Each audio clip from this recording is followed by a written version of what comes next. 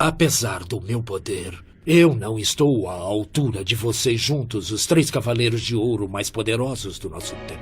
Não deixarei que os seus pés imundos continuem pisando e manchando o chão do santuário! Rode Diamante!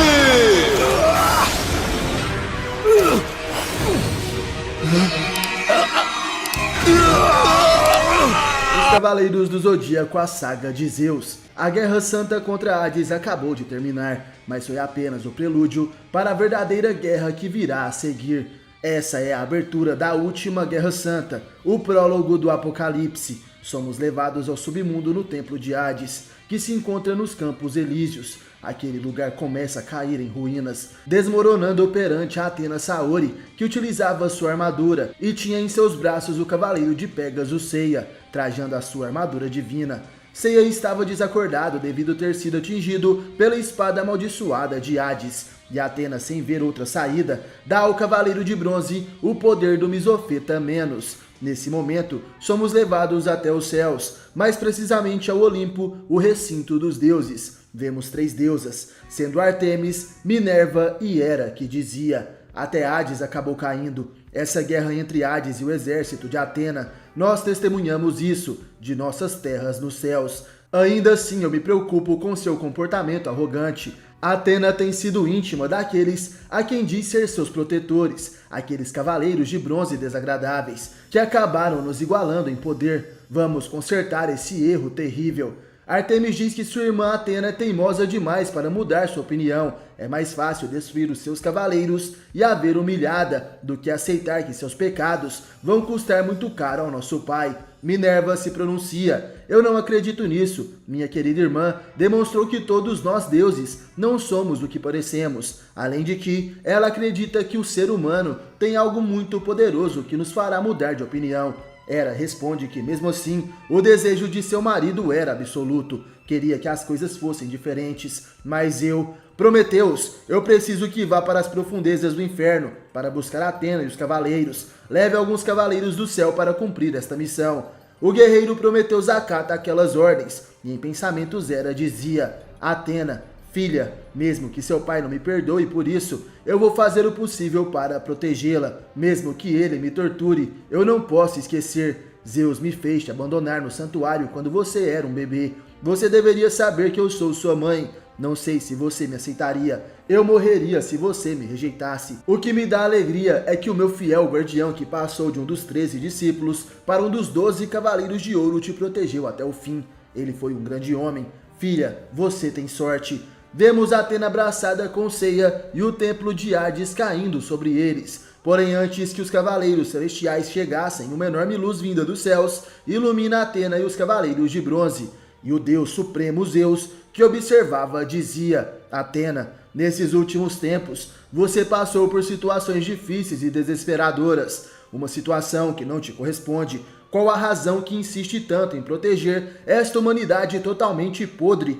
Porém você e seus cavaleiros têm demonstrado um poder de um imenso amor. Não vou deixá-los neste lugar. Merecem viver uma vida sem dor. Merecem outra oportunidade. Nesse momento, as armaduras divinas dos cavaleiros e de Atena desaparecem e a voz continuava: vocês merecem o respeito de todos os deuses. Merecem ver um novo amanhecer, o som das aves, o cheiro das flores. Merecem viver. Atena, minha filha, espero que nada te faça sofrer. Seja feliz. Que seus valentes cavaleiros vivam uma vida tranquila e sem dor. Que todos voltem a viver de novo.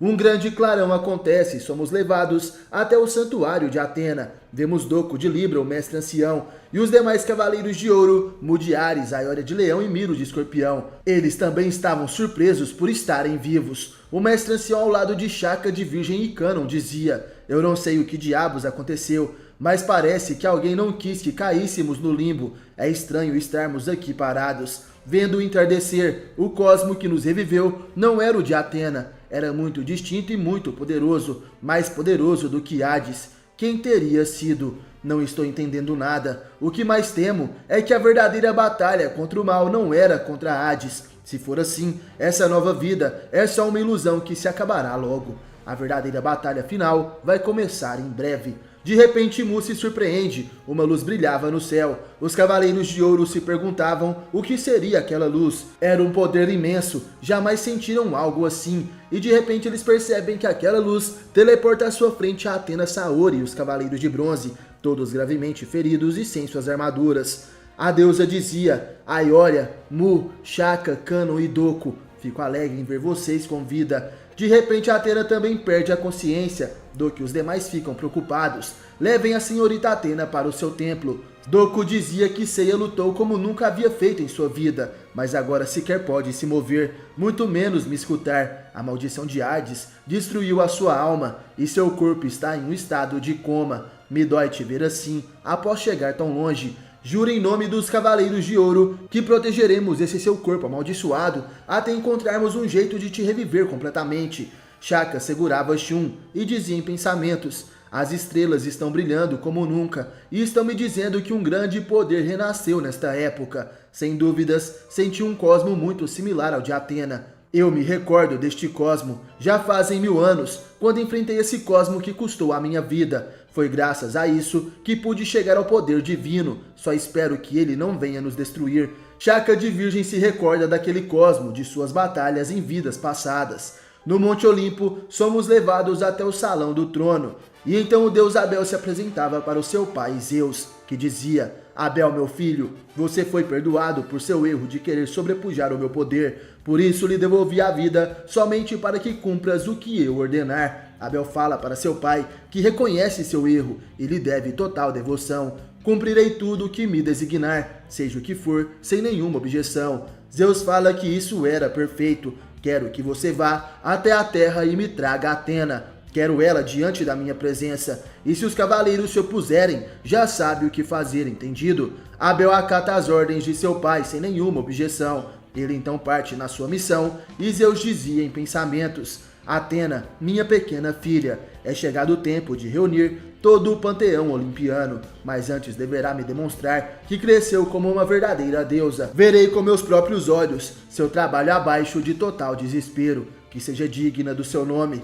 Eu queria que vivesse uma vida normal, mas por ora não irá poder. Desde a criação do universo, as forças do bem e do mal têm lutado ferozmente para ter o controle total do poder absoluto. E com o correr dos séculos, essas energias tomaram formas distintas, os seres de luz chamados de deuses, e os seres das trevas chamados de demônios.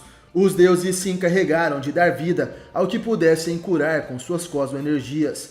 Aos demônios ficou encarregado de manchar com as trevas tudo que era puro. Vários seres de luz foram seduzidos pelo seu poder maligno, poder que foi a causa de tantas batalhas terríveis no passado com seres inferiores. Os humanos estão pagando o preço de nossos erros, e agora Hades, meu irmão, foi vítima desta maldição. Todos os seres das trevas tiveram sua origem de um que era puro mal, um ser cuja maldade é absoluta. Eu, o poderoso Zeus, senhor de todos os deuses do Olimpo, tomei a decisão final de enfrentar o causador de todo o terror das trevas, o caos. Uma batalha sagrada está prestes a começar, mas desta vez o inimigo ultrapassa toda a expectativa imaginada. Quem é esse ser obscuro de pura maldade, chamado de caos? E o pior de tudo, Athena e os cavaleiros vão ser tragados ao que parece ser uma das mais terríveis e violentas batalhas jamais vistas. E seus corpos estão totalmente debilitados depois da Guerra Santa contra Hades. O futuro do santuário está obscuro. O que irá acontecer? Porém, o mais preocupante é: conseguirá Zeus reunir os 12 deuses do Olimpo para a batalha final? Como sabemos, o rei dos mares, Poseidon, e o rei maligno do submundo, Hades, enfrentaram Athena e seus cavaleiros. Porém, os deuses olímpicos, um por um, foram derrotados. É como se fosse a revolta da Era dos Mitos. Agora eis que finalmente o rei dos deuses poderá ser temido. Seu silêncio foi quebrado e um acerto de contas jamais visto antes está prestes a ocorrer. No santuário de Athena, mais precisamente nas 12 casas zodiacais, vemos várias estrelas cadentes caindo dos céus. Os Cavaleiros de Ouro, a mais alta patente dos guerreiros de Athena, estavam guardando o santuário após ressuscitarem. De alguma forma desconhecida, eles voltaram à vida. E a Aioria de Leão perguntava: Mu, o que é esse cosmo ascendente que vem da casa de Virgem? Não podemos nos aproximar um passo sequer. Kanon de Gêmeos também estava confuso. O que será que está acontecendo com Shaka? É óbvio que ele ainda não se tornou um deus.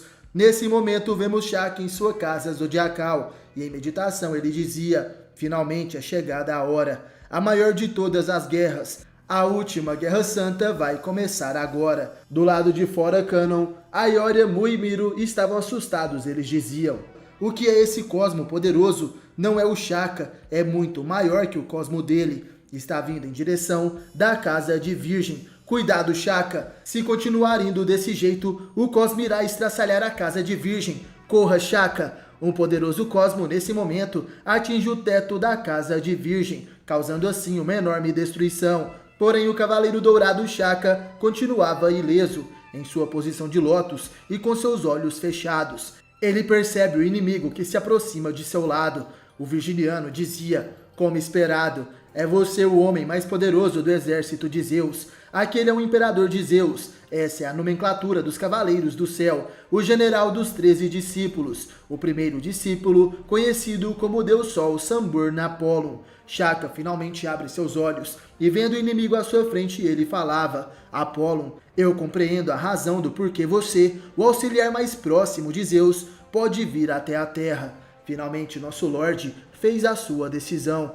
A era New Gênesis está vindo para nossa Terra. Apollon nesse momento se pronuncia: exatamente no tempo da criação, a Terra foi formada em 7 dias, e agora se convertendo, nos próximos 7 dias, o mundo voltará a ser nada. A Terra vai experimentar todos os tipos de desastres. Toda a vida vai ser exterminada. A Terra está destinada a se tornar uma terra de ninguém. Eventualmente o espírito maligno dos humanos irá poluir o mundo. Antes que isso aconteça, Zeus, através do seu grande poder, vai reparar isso. Após isso, as criações que receberem permissão de viver em New Gênesis usarão suas mãos para renascer em um mundo novo e sagrado. Resumindo, estas criações são as únicas que possuem qualidades que podem transformá-las em um deus. Em outras palavras, são os que possuem o 9º sentido, a origem de um deus. Para encontrar aqueles que possuem o 9º sentido, para guiá-los para o paraíso, antes do expurgo da terra, você foi enviado para cá com esse propósito, Shaka. Ou melhor, imperador, um dos 13 discípulos, o 7º discípulo, o deus da glória, Mefisto de Terra. Nesse momento é revelado que Shaka é um dos guerreiros de Zeus. Na verdade, ele é a reencarnação do deus da glória Terra, Mefisto. Ele então dizia: eu não esqueci do meu dever, mas Apollon, eu tenho uma pergunta. Antes que a era New Gênesis aconteça, você poderia falar com Zeus? O mal se espalha pela terra, assim como as origens do 9º sentido também se espalham pelos corações de algumas pessoas. Agora, se a limpeza se concretizar, esse potencial será retirado para sempre. Eu acho que isso vai contra a vontade de Deus. Apollon responde que não pode falar com Zeus. O tempo é curto. E mais importante do que proteger os possuidores das origens de Deus, nós precisamos em primeiro lugar eliminar as origens do mal. Disso você já sabe que não há ninguém que possa subjugar uma decisão que o nosso Lorde já tenha tomado. Você e Atena eram criações do paraíso, ainda que viver na Terra tenha feito com que vocês ficassem mais unidos aos humanos. O Senhor Zeus temia que vocês dois tivessem abandonado suas missões, ao que tudo indica. Apollon estava indo embora da casa de Virgem, porém de repente outro guerreiro misterioso aparece. Ele dizia: ah, Apollon, o general dos imperadores não precisa sujar suas mãos para cuidar de traidores como Mefisto. Você verá que eu, que também sou um dos 13 discípulos, darei conta dele. Shaka fica surpreso ao ver aquele homem. Ele então reconhece: mas o que? Você é o 10º discípulo imperador, deus da sombra lunar, Valkyrie Mila. Valkyrie Mila dizia: mesmo que eles sejam um dos nossos camaradas imperadores, nós não podemos permitir que alguém que se opõe ao decreto de Zeus, nosso onipotente Deus Mor, escape. Podemos? Além disso, esse cara rejeitou a sua missão. É um traidor. Sua conduta não permite que ele se mantenha equiparado a um deus como nós somos. Mefisto, ou devo te chamar de Shaka? Eu ouvi que esses estúpidos humanos têm te chamado de um homem mais próximo de Deus, com temor, e eu digo, junto dos outros comandantes divinos, que você é imaturo e deve ser chamado de o mais próximo dos humanos. Isso porque você desertou de sua missão e aderiu à terra como um anjo caído. Eu farei você aprender a sua lição. Tome isso, o cordão da meia-noite. O deus da sombra da lua, Valkyrie Milá, ataca Shaka com seu grande poder. O cavaleiro de ouro sente a escuridão, o cercando aos poucos de todos os lados. O cavaleiro de Atena de olhos fechados suava frio, e Milá dizia: Shaka, viver na terra fez o seu nono sentido enfraquecer, seu cosmo já não pode mais defendê-lo. Seja engolido pela escuridão carmesim do cordão da meia-noite e desapareça. Porém, nesse momento, o cavaleiro de ouro contra-ataca, e essa era a habilidade mais poderosa de Shaka de Virgem, Tembu Horin, o tesouro do céu. O brilho dourado do cosmo de Shaka começa a dissipar aquela escuridão carmesim criada por Milá, que dizia: eu não acredito, seu Tembu Horin consegue violar os 6 sentidos dos humanos. Mas você acha que isso irá funcionar em um imperador que possui o último de todos os sentidos, a fonte da vida? Shaka, nesse momento, abre seus olhos e então se pronuncia: Milá, como você já sabe, Tembu Horin é uma habilidade que é tanto ofensiva quanto defensiva. Através do meu cosmo, não só os 6 sentidos principais do oponente, mas também o nono sentido pode ser esmagado. Brilhe gloriosamente, tesouro do céu, nono sentido será quebrado. Nesse momento, o tesouro do céu de Shaka, elevado ao nono sentido, consegue atingir o 10º discípulo de Zeus, o deus da sombra da lua. Valkyrie Milá, que não acreditava. A luz criada por Shaka destruiu o meu golpe, a minha escuridão. Shaka, você ainda tem muito poder, então por que nos traiu? O deus da sombra da lua naquele momento é destruído completamente e se torna cinzas. A casa de Virgem mais uma vez sofre os danos daquela batalha.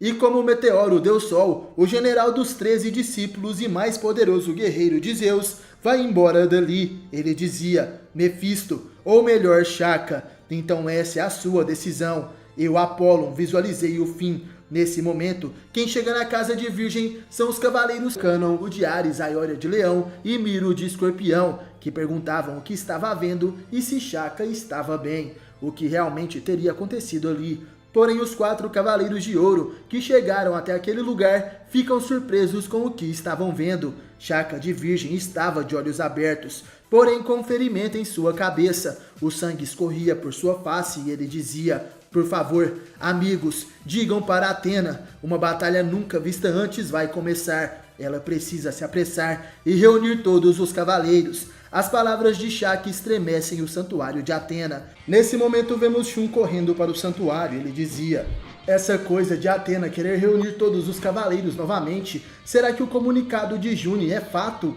Será realmente Zeus do Olimpo? Devo agradecer a Mu, nossas armaduras estão totalmente restauradas, mas eu estou preocupado com Seiya. Ainda que Atena esteja cuidando dele, eu tenho que me apressar. De repente, Shun é atingido por um ataque inimigo. Um golpe direto acerta em suas costas. O cavaleiro de Andrômeda cai no chão, e 3 sombras se aproximam. Elas diziam: você é o cavaleiro de bronze de Andrômeda? Se você dá valor à sua vida, responda as perguntas obedientemente.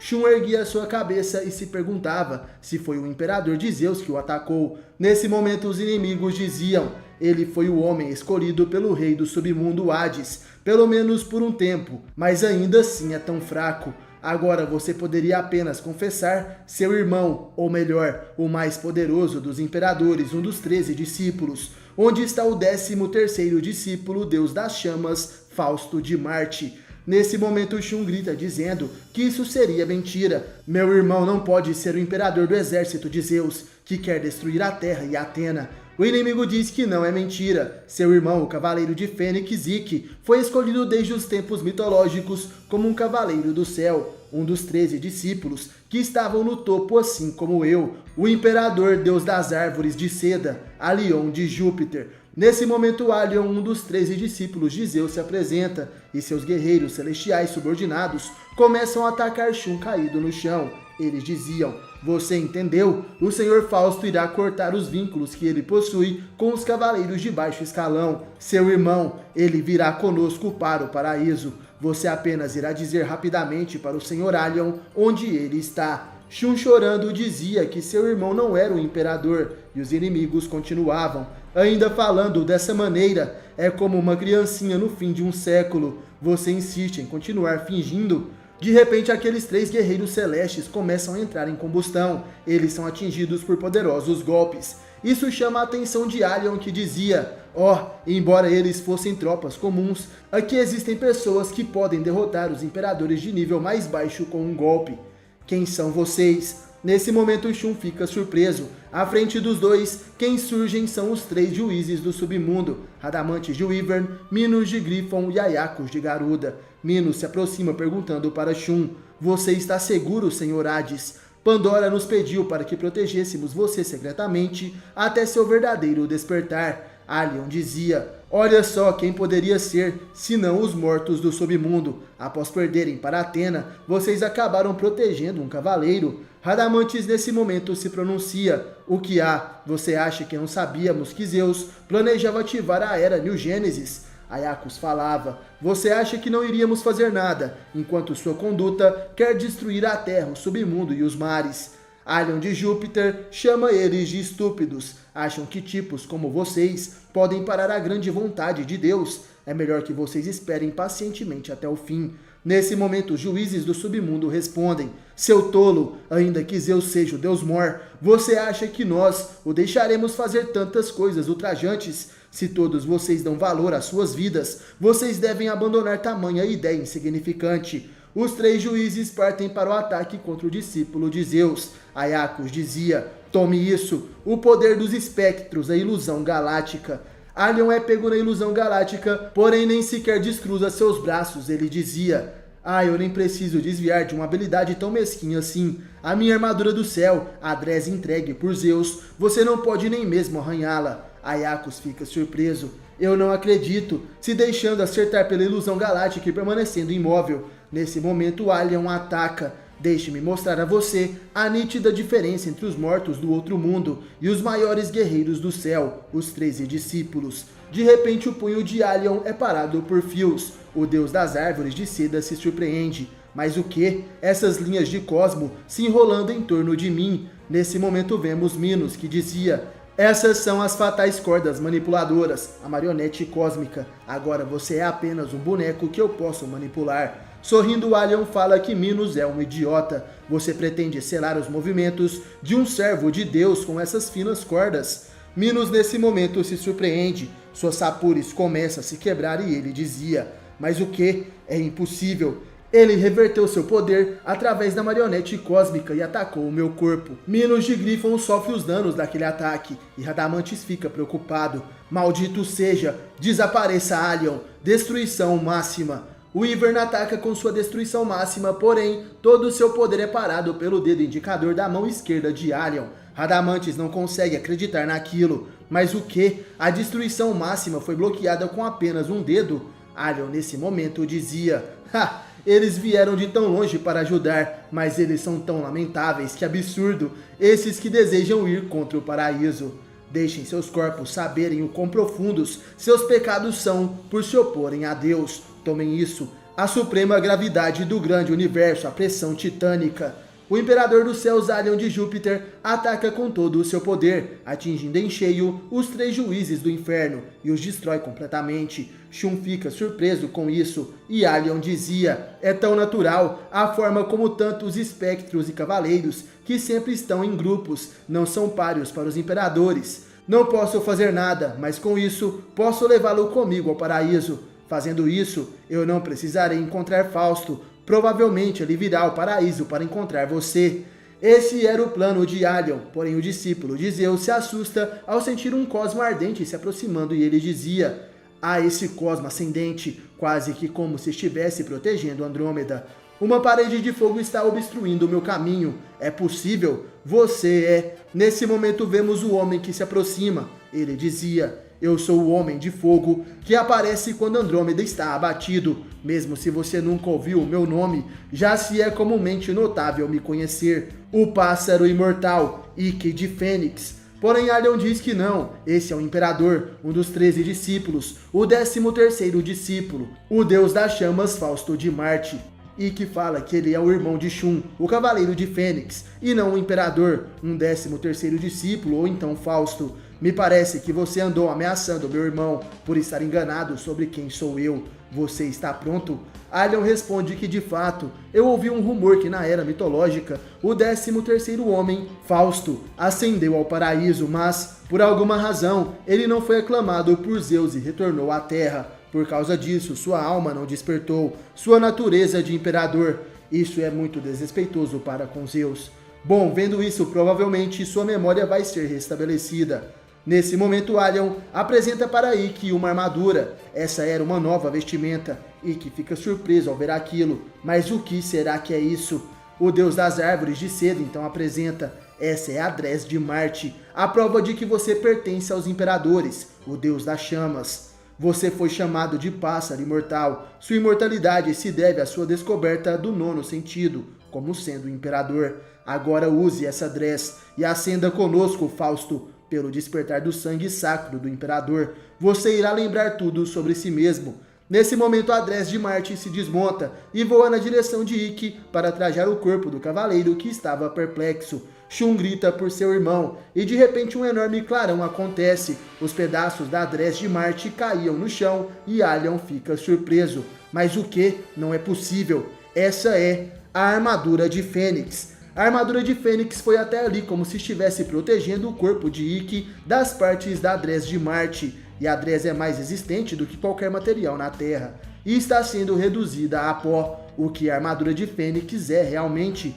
Ikki de Fênix sorrindo diz nesse momento: a minha fiel armadura, parece que ela não me permite ter duas identidades. Vendo seus planos frustrados, Alion de Júpiter tenta sair dali, mas Ikki o impede. Agora você espere. Você fez tudo isso e simplesmente vai embora? Alion pergunta o que o cavaleiro pretende fazer. E o Fênix responde que é óbvio. Devolver o que você fez ao Shun e ao resto. Tome isso. Golpe fantasma de Fênix. Ikki passa através de seu adversário celestial que dizia: um dos 13 discípulos, como eu, tem que suportar punhos tão fracos que triste. Parece que você foi contaminado pela poluição terrena. Seu cosmo, na verdade, foi reduzido ao dos outros cavaleiros. Porém, naquele momento, o discípulo de Zeus começa a sentir um cosmo ardente vindo em sua direção. Ele dizia: mas o que? Não acredito, o que é isso? O golpe Ave Fênix de Ikki atinge o inimigo. A Dres de Alion começa a se despedaçar e em desespero ele gritava: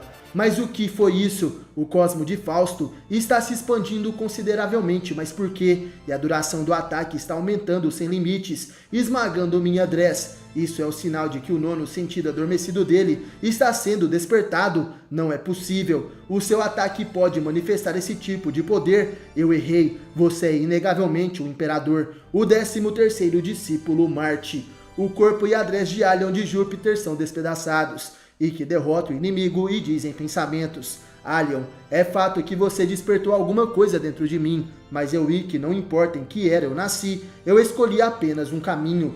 Nessa hora, Shun, que chorava, chama por seu irmão, que responde: Shun, ao que parece nem eu nem você iremos nos tornar um deus. Mas agora, durante quanto tempo você vai ficar chorando? Levante-se, Shun, a hora chegou. Você e eu, não importa quantos destinos nós temos, já não há mais enganos. Como cavaleiros de Atena, pela paz na terra, derrotar o mal é o que importa. Shun fica sério nesse momento. Sua decisão é de proteger a terra até o fim. Esse é o início da Guerra do Céu. Há muito tempo atrás, na longínqua hiper-era mitológica, a Terra havia apenas nascido do Big Bang. A Terra era apenas uma gigante massa de energia, mantida em um estado de caos. E neste tempo, após atravessar todos os tipos de dimensões, o grande deus do tempo Cronos visitou a Terra e deixou as origens da vida, sendo chamadas na Terra de a Grande Vontade. Antes que houvesse cobiça, através destas origens, muitos puderam despertar como deuses. Zeus, o pai onipotente, o deus Mor, ele emergiu. E assim como Zeus, outros 3 deuses despertaram com grande poder. Eles foram os deuses da criação e juntos eles fizeram o mundo em 7 dias. Essa origem é chamada de Era Gênesis. Neste tempo, os 4 deuses da criação que formaram o mundo foram o rei do submundo Hades, o criador do mundo dos mares, o rei do mundo marítimo Poseidon, e em conjunto com seu pai, esse criou o paraíso, a vida terrena, o divino filho de Zeus, que foi chamado de imperador do céu, Abel. Após isso, no paraíso estava Zeus, no mundo marinho Poseidon, no submundo Hades, e na terra estava Abel. Eles comandaram seus respectivos mundos criados. A terra, como faz uma mãe, gerou vida e a espalhou. E antes da cobiça entre as pessoas da terra aparecer, alguns descobriram a habilidade de rivalizar com os deuses, o nono sentido, também chamado de a origem de Deus. Esse foi o início dos imperadores, os 13 discípulos. Entre os humanos, o primeiro homem a despertar o nono sentido e ascender ao paraíso recebeu o título de Deus Sol, o primeiro discípulo, Sunburn Apollon. Seu poder era de chefiar as pessoas honradas de bom coração, e ele comanda os 13 discípulos, o topo dos imperadores, dito que é o mais poderoso homem. Não somente na Terra, mas também no submundo e no mundo marinho apareceram pessoas que também descobriram o nono sentido, quase que ao mesmo tempo. Seguindo Apollon, houveram muitos que ascenderam ao paraíso. Do submundo, o segundo discípulo Teres, do mundo marinho, o terceiro discípulo Triton. E conforme Abel assistia ao despertar do nono sentido nos mundos, ele decidiu confiar a terra à deusa Atena, a divina filha de Zeus, sua irmã de sangue, que nasceu ao mesmo tempo da criação do céu e da terra. Por alguma razão, ele regressou ao paraíso e passou a assumir o posto de quarto discípulo. E depois ainda naquela era, com o passar de pouco tempo, o restante dos 13 discípulos ascenderam ao paraíso um após o outro, por conta dos 13 terem recebido o batismo, a prova de pessoas iluminadas, vindo do próprio Zeus.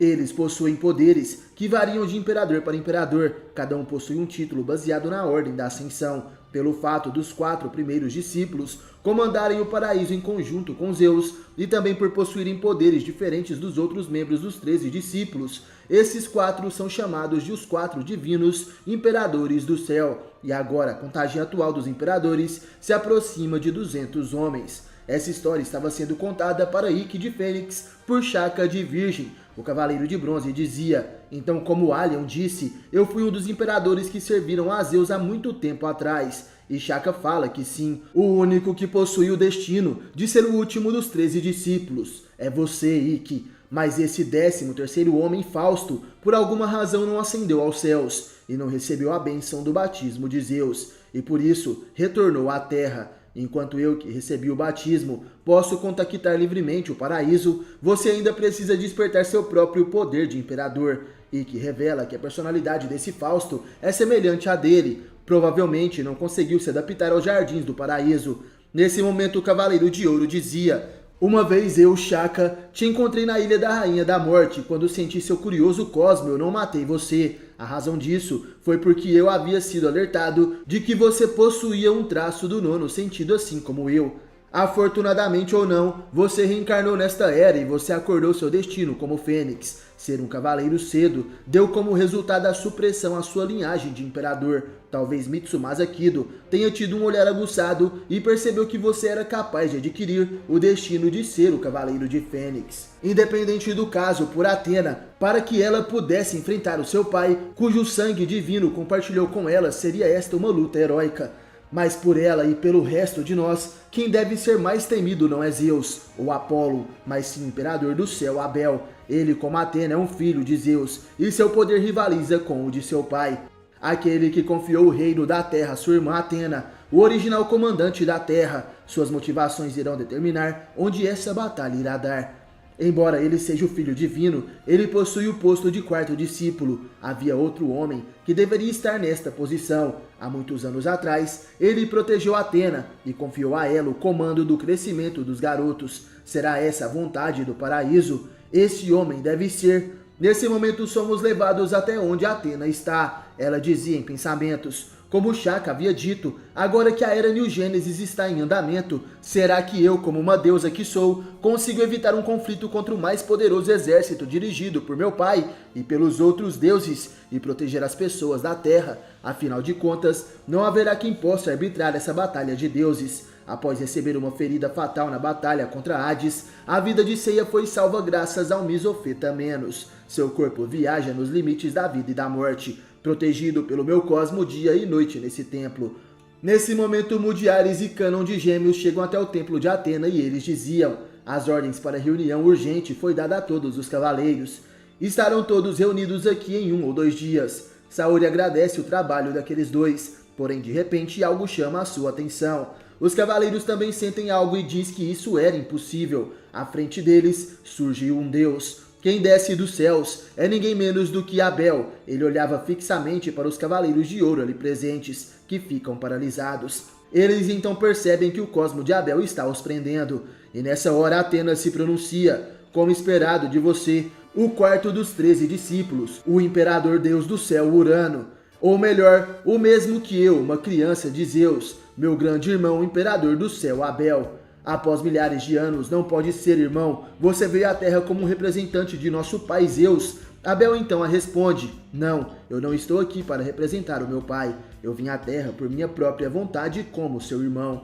A prova disso está no fato de que não estou usando minha dress. Sim, eu vim aqui para parar a batalha contra o pai e receber você de volta. Agora que a Era New Gênesis está ocorrendo, o tempo de retornar ao paraíso é esse. Nesse momento somos levados até o paraíso, o templo de Zeus. Vemos Apólon e logo outros 2 imperadores se aproximam dele. Eles diziam: Apólon, a última vez que os 4 divinos imperadores se reuniram foi antes da Guerra Santa contra o deus maligno Ares. Quantos séculos já se passaram? É evidente que com a Era New Gênesis em pleno andamento, nos reunirmos era questão de tempo. De fato, os rumores são verdadeiros. Aqueles 2 eram o segundo discípulo, o deus da beleza inferior, Teres de Plutão, e o terceiro discípulo, o deus do bravo mar, Triton de Netuno. Eles são 2 dos 4 imperadores divinos. Triton perguntava: o senhor Zeus já retornou ao seu trono? E os 4 divinos imperadores: o senhor Abel ainda não se apresentou? Nesse momento Apólon dizia: embora ele tenha assumido o posto de 4º discípulo, Abel é diferente de nós, que recebemos o batismo. Ele é o verdadeiro filho de Zeus, ou se preferir, ele é um deus por si só. Teres dizia: agora que a Era New Gênesis é um fato, lutar contra a sua irmã de sangue Atena desencadearia um horrível banho de sangue divino. E Triton falava: Abel está preenchido com um tenro amor. Obviamente ele não terá participação em uma possível batalha cruel que possa ocorrer. Porém Teres fala: mesmo sem a presença de Abel, o que dizem a respeito de seus servos, Laurentai e Alviore?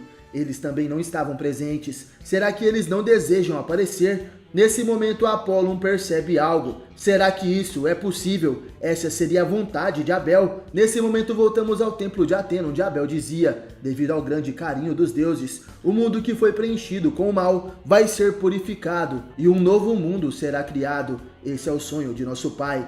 E vós, acreditando no amor e na justiça, irá proteger a terra e a vida existente nela. Nossos pontos de vida são diferentes, mas nossos desejos para o mundo são semelhantes.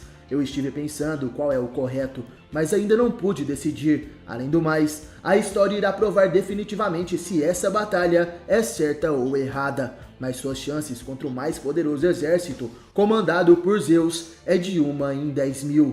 Saori nessa hora dizia: certamente, nós temos uma pequena chance de vencer, e se eu puder, eu não quero lutar contra meu pai, mas eu não posso fingir que a Era New Gênesis não está acontecendo, sem nenhum julgamento a respeito desta batalha de deuses, sabendo que não posso evitá-la para proteger as pessoas da Terra. Mesmo se eu me tornar uma inimiga do meu pai, eu lutarei com os cavaleiros que acreditam no amor e na justiça. Então, por favor, empreste-me seu poder. Você, irmão, pode enfrentar o exército de Zeus de igual para igual, e a Terra era originalmente protegida por você. Foi você que confiou a Terra nas mãos de sua pequena irmã.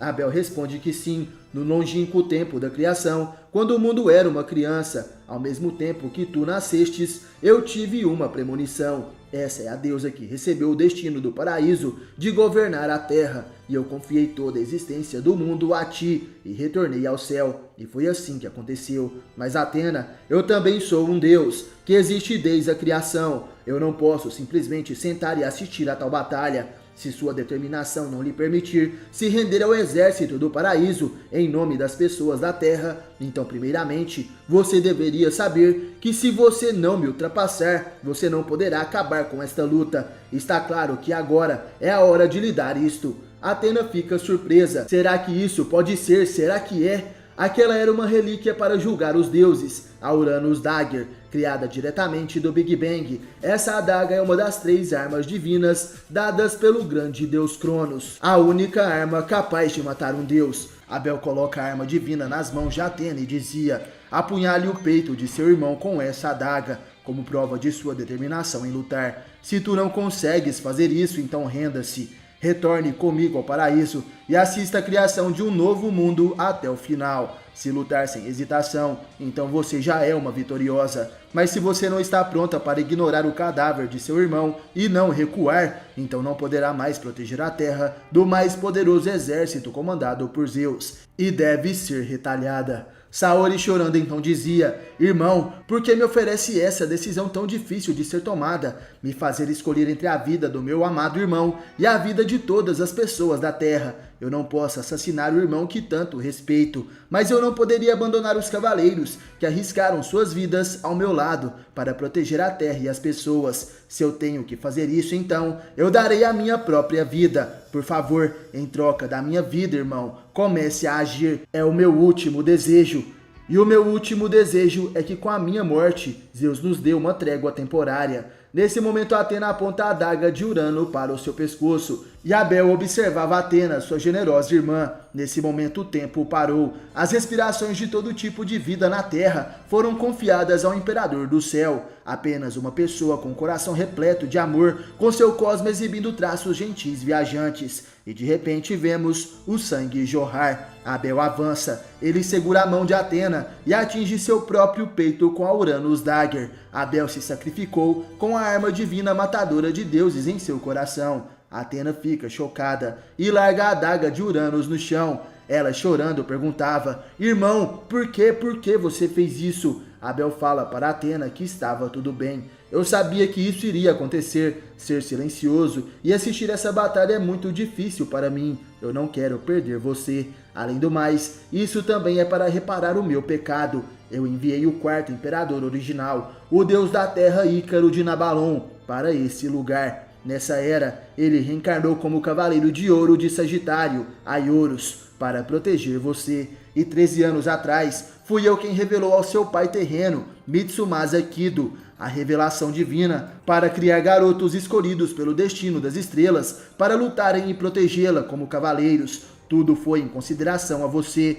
Como resultado, eu dei a vocês e às coisas vivas da terra somente dor. Perdoe-me, irmã, já que chegamos a esse ponto, eu ainda posso pelo menos deixá-la com um poder de batalha igual ao do exército dos deuses. Como filho do grande deus Mor, pela minha carne e sangue, agora a armadura sagrada dos deuses ressurja aqui. Nesse momento, com seu sangue divino que escorria de seu peito, Abel ressuscita a Kamui de Atena, o último poder para a deusa da guerra. Na longínqua era mitológica, o deus das armas Hefesto criou as Camuis para os 12 deuses olímpicos comandados por Zeus.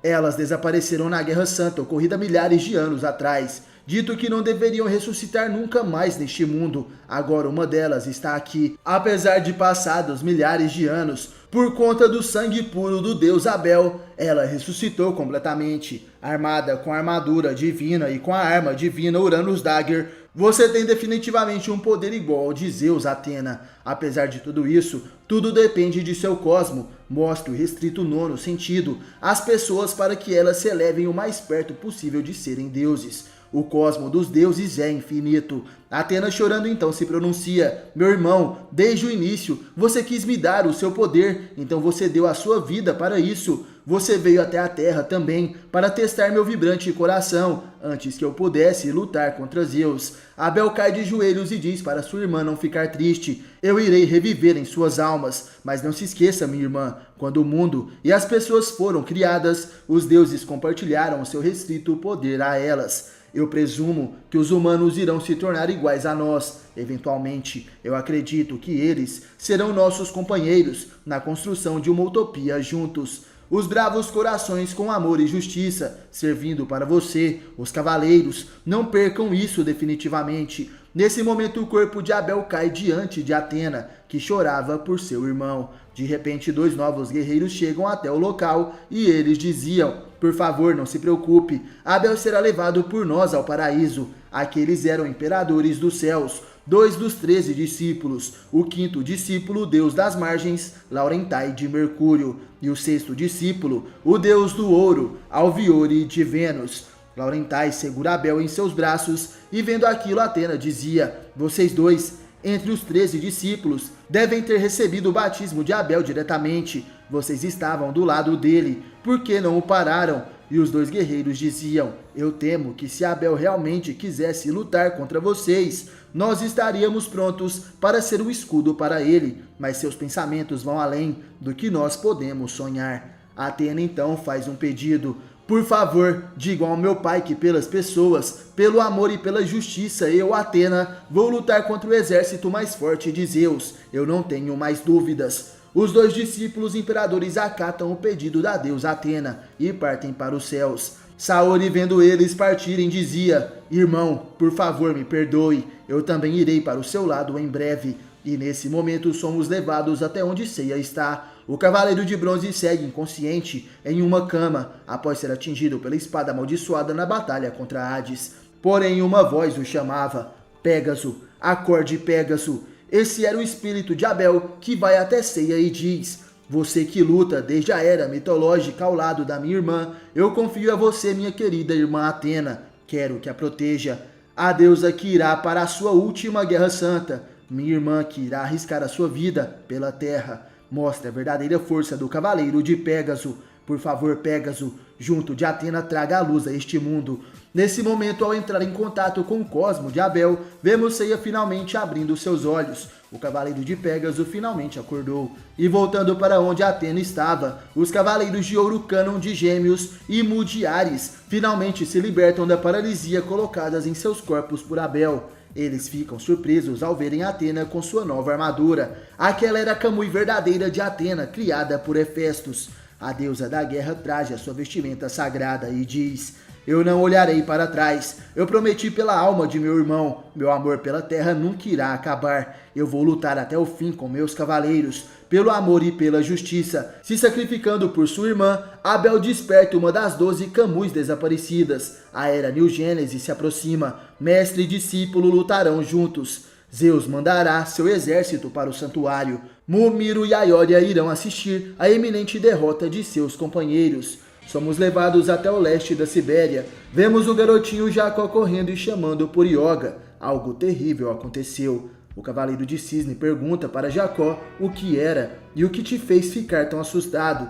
Nesse momento o garoto leva Ioga até o local e o cisne dizia: mas o que? Isso é impossível. As geleiras eternas da Sibéria se tornaram um deserto do dia para a noite.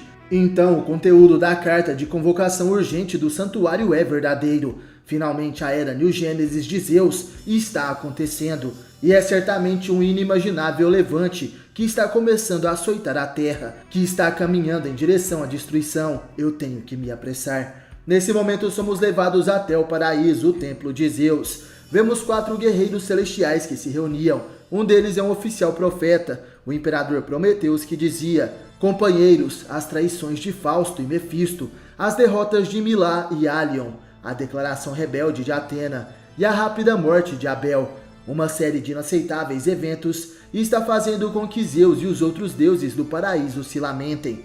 Apollo, Zeus quer que essa situação termine o mais depressa possível, já que a era New Gênesis entrará em ação ao final deste dia, e já estão na Terra, por ordens da deusa Hera, Espaltos, Ishtar e Antares, todos para exterminar o exército de Atena.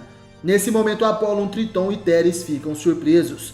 O cabeça do exército regular do paraíso, composto por 47 guerreiros, dono de incontáveis vitórias, o invencível general, o 11º discípulo, deus dos exércitos, Espaltos de Maltes.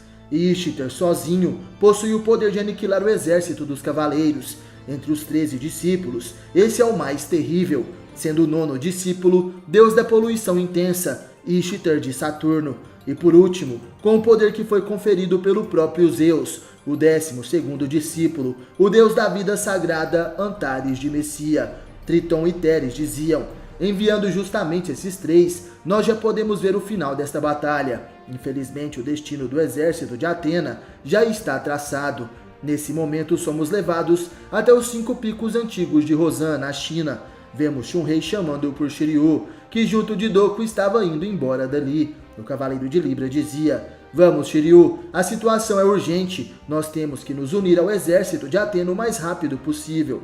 Shunrei chorava e Shiryu, deixando sua amada, dizia em pensamentos: Shunrei, por favor, entenda que desta vez eu não posso evitar. a maior e última Guerra Santa. Eu tenho que sacrificar a mim mesmo pelo destino dos cavaleiros, para proteger você e a Terra. Porém, de repente, Shiryu e seu mestre Doku são surpreendidos. Eles sentem 3 poderosos cosmos se aproximando. À sua frente, a água da cachoeira de Rosan começa a aumentar. E então, finalmente, os 3 inimigos se revelam e diziam: "Ah, se não é o velhote mestre ancião dos 5 picos antigos de Rosan, Doku de Libra. Nós viemos repassar a vontade de nosso Deus soberano Zeus. A você que é essencial ao exército de Atena. A Era New Gênesis já está acontecendo e todo mundo será destruído. Todos vocês, juntamente com a sua deusa Atena, devem mostrar redenção e especialmente pedir por piedade e assistência. Vamos lá, nos responda com seus corações."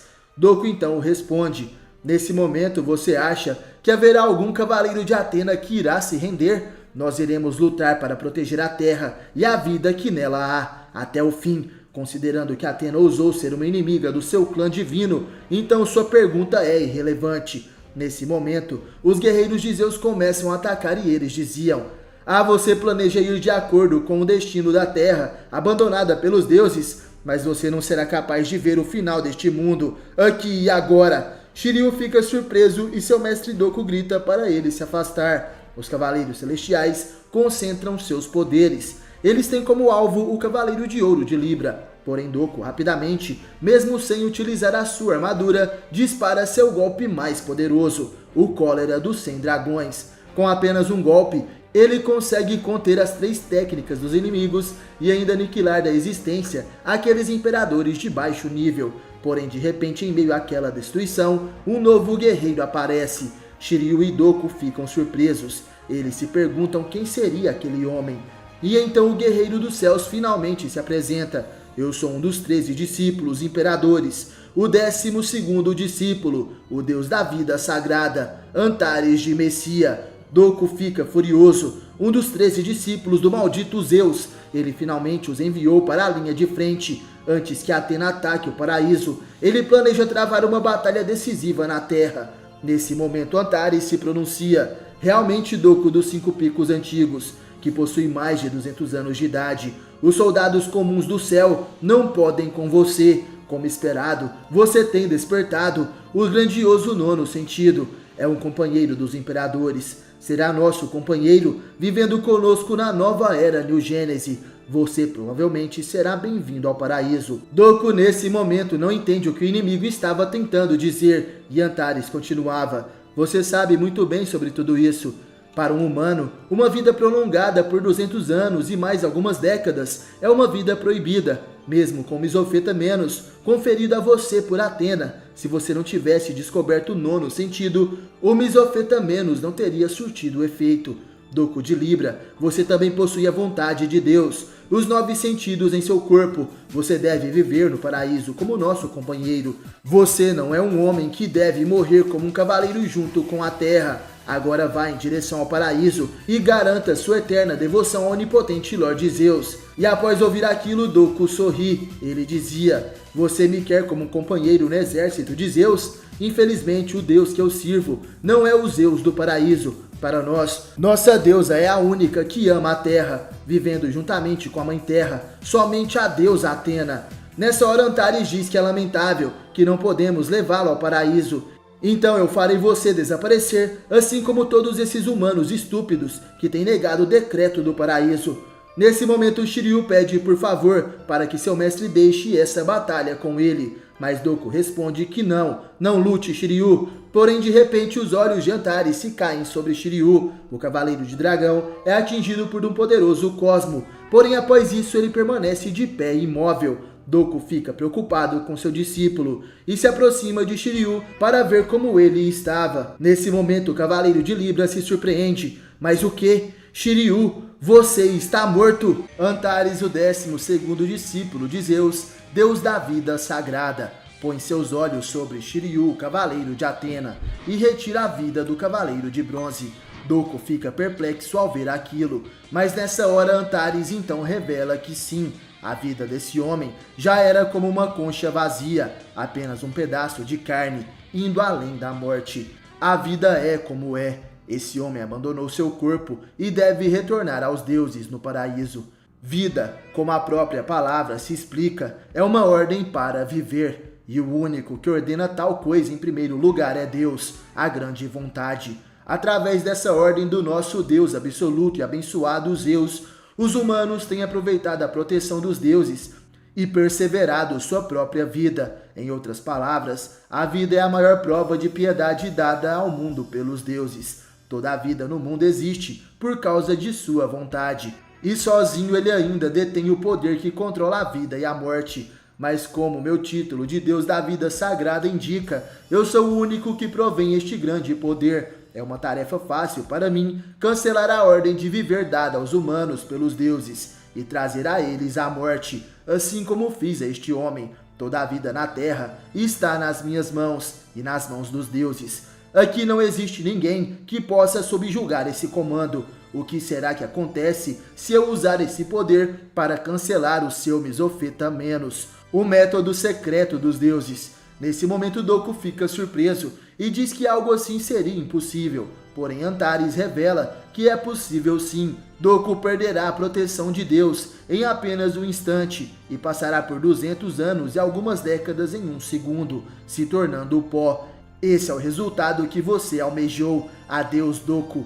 Indo contra a vontade de Deus e as leis naturais, a vida proibida retorna ao paraíso. O mensageiro, esse é o nome da técnica de Antares de Messia. Sua mão era como a foice da morte que vem para tirar a vida de Doku. Porém, de repente, a armadura de Libra aparece na frente do Cavaleiro de Ouro. Doku traja sua armadura sagrada e se prepara para lutar. O Cavaleiro de Ouro decide utilizar as sagradas armas de Libra e então empunha as duas espadas douradas. Mas Antares não dá tempo para o cavaleiro se defender. Ele ataca novamente com seu punho de foice, danificando a armadura de ouro de Libra e jogando Doku no chão. O Cavaleiro de Ouro então concentra o seu cosmo. Ele dispara a cólera dos 100 dragões contra o vilão. Porém Antares consegue conter esse poder. O choque entre as energias do Cavaleiro de Ouro e de um dos 13 discípulos era gigantesca. Porém de repente percebemos que a armadura de Libra estava se despedaçando. O poder da habilidade mensageiro de Antares começa a afetar Doku, que dizia enquanto era consumido por aquele poder: eu nunca pensei que os 13 discípulos possuíam tanto poder. Eu fui capaz de viver por 200 anos. Eu já não tenho mais arrependimentos, mas nestes tempos críticos vou desaparecer sem poder ser útil para Atena. Entretanto, mesmo se o corpo é destruído, a alma e o cosmo permanecem indestrutíveis. Shiryu, mesmo se a vida dos humanos é conferida pelos deuses, nós estamos aqui por causa dos humanos. Então viva Shiryu, comandado pelo seu próprio coração. Nesse momento o corpo imóvel de Shiryu recebe novamente a sua alma. Shunrei chega até ali chorando por seu amado. Ela abraça o corpo imóvel de Shiryu e dizia que o mestre ancião estava morto. E observando aquilo, Antares dizia em pensamentos: de fato, como Atena e Mefistos afirmaram, pode ser um erro destruir a Terra. Parece que existem alguns humanos com corações puros, mas já é muito tarde. O dado de Deus já foi jogado. Nesse momento Antares se surpreende, ele percebe algo e então se vira rapidamente olhando para Shiryu. O guerreiro de Zeus dizia: mas o que? Apesar dele ter perdido sua vida através do mensageiro, eu posso sentir o cosmo desse homem, um suspiro de vida. Impossível, isso não pode acontecer. É possível que haja uma vida nesse mundo que vai além do controle dos deuses. Nesse momento Shiryu começa a chorar e revela que através do chamado da alma de seu mestre e a oração carinhosa de Shunrei, ele conseguiu voltar à vida. Shiryu e Antares então elevam os seus cosmos. O imperador de Zeus dispara vários poderes de seu dedo, acertando Shiryu e o jogando para trás. Porém o cavaleiro de Atena parte para o ataque tentando acertar Antares com um soco. Porém o 12º discípulo consegue se desviar facilmente. Antares de Messia segura o cavaleiro de bronze pelo colarinho e o ergue, mas o dragão aproveita aquela brecha para disparar o seu ataque, o golpe cólera do dragão. Antares é atingido e empurrado para trás, porém aquele ataque não faz nem sequer um arranhão no guerreiro de Zeus. Ele então concentra seu poder e dispara mais uma vez um golpe certeiro contra Shiryu, que é jogado para trás. Porém nesse momento a urna da armadura de bronze de dragão começa a brilhar Antares tem até mesmo sua visão ofuscada por aquela luz cheia de vida. Shiryu finalmente traja a sua armadura. Ele dizia: a armadura está imersa com o cosmo de meu mestre. Sua alma em conjunto com o coração de Shunrei estão no meu corpo, chamando o meu vigor da vida para retornar. Antares, vendo aquilo, não acreditava. A vida desse homem escapou das mãos de Deus. Ele pode perseverar somente pela vontade humana. O que é isso? Qual poderá ser a fonte da vida desse homem? Nesse momento, Shiryu parte para o ataque dizendo: nossas vidas são nossas. Não se deve brincar com os humanos em nome de Deus. Tome isso, a cólera do dragão. Antares, prestes a receber o ataque, falava: eu não posso permitir que uma forma de vida tão perigosa venha subjugar a vontade dos deuses. Dessa vez, você receberá a retribuição apropriada em nome de Deus. O 12º discípulo dispara o seu ataque. O choque de poderes entre Dragão e Antares era totalmente gigantesco e após o impacto, Shiryu acaba caindo no chão, com sua armadura de bronze totalmente em pedaços.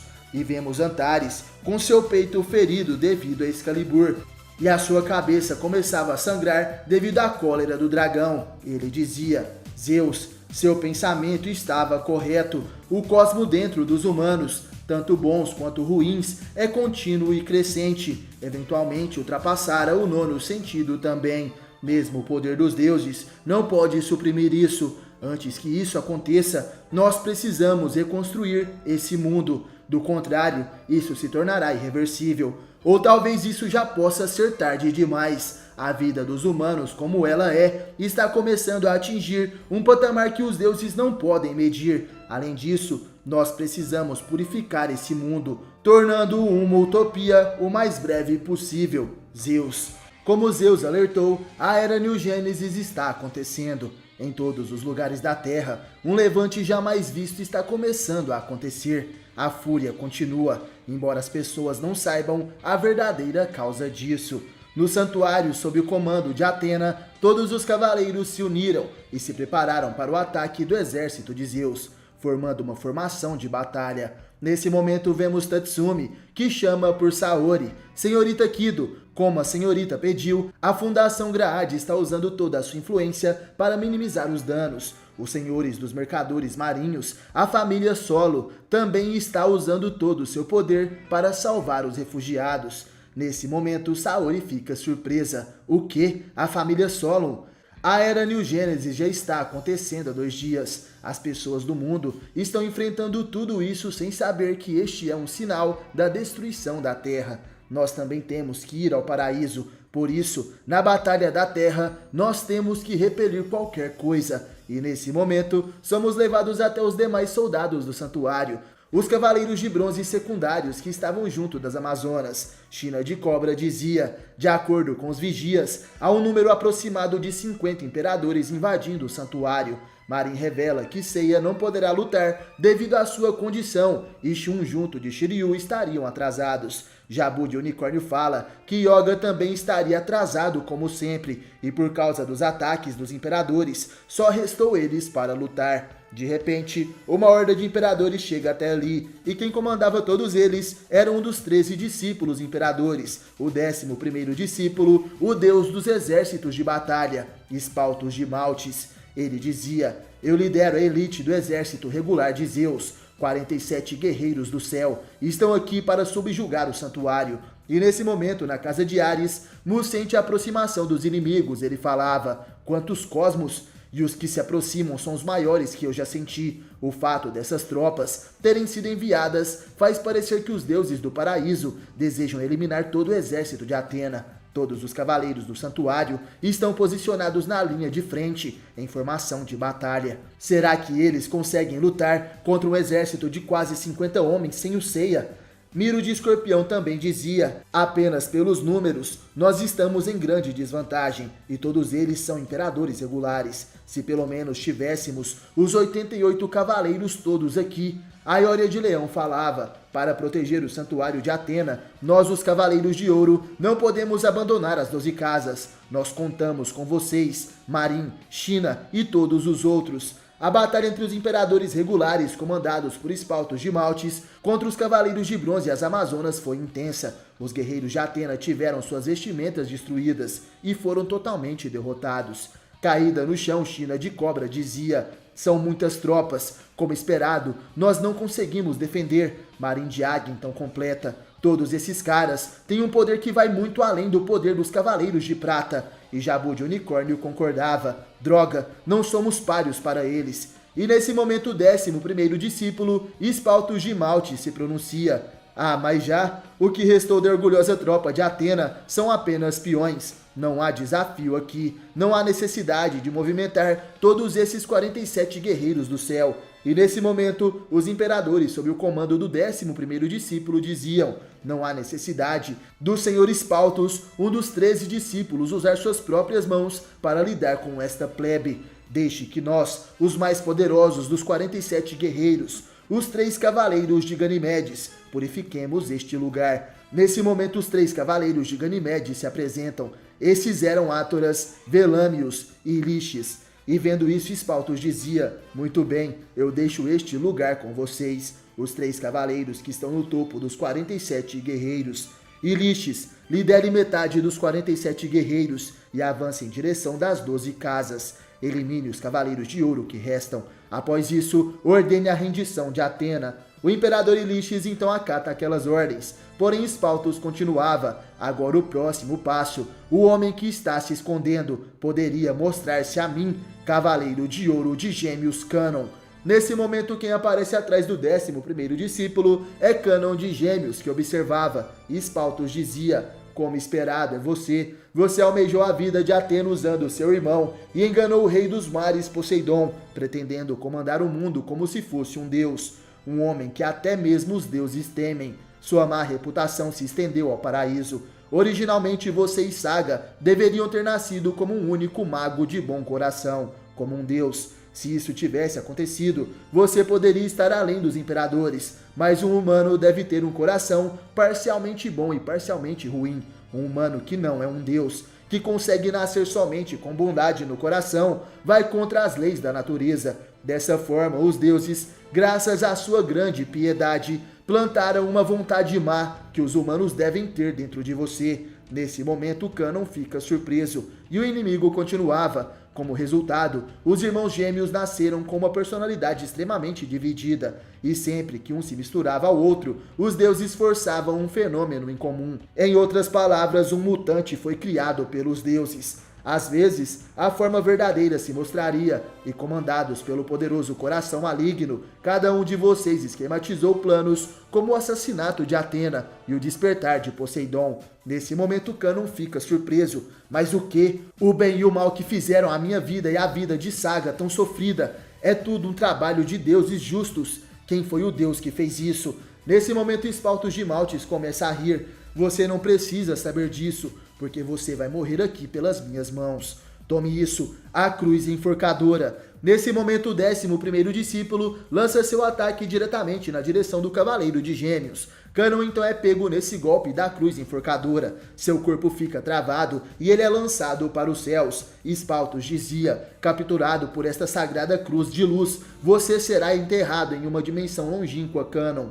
O imperador de Zeus se vira, porém de repente ele é surpreendido. O 11º discípulo sente algo. Ele se perguntava o que seria aquilo. E indo até a primeira casa zodiacal, guardada por Mu de Ares, o Cavaleiro de Ouro disparava seu ataque à extinção estelar. As tropas enviadas por Espaltos estavam sendo dizimadas pelo Carneiro Dourado que galga as estrelas.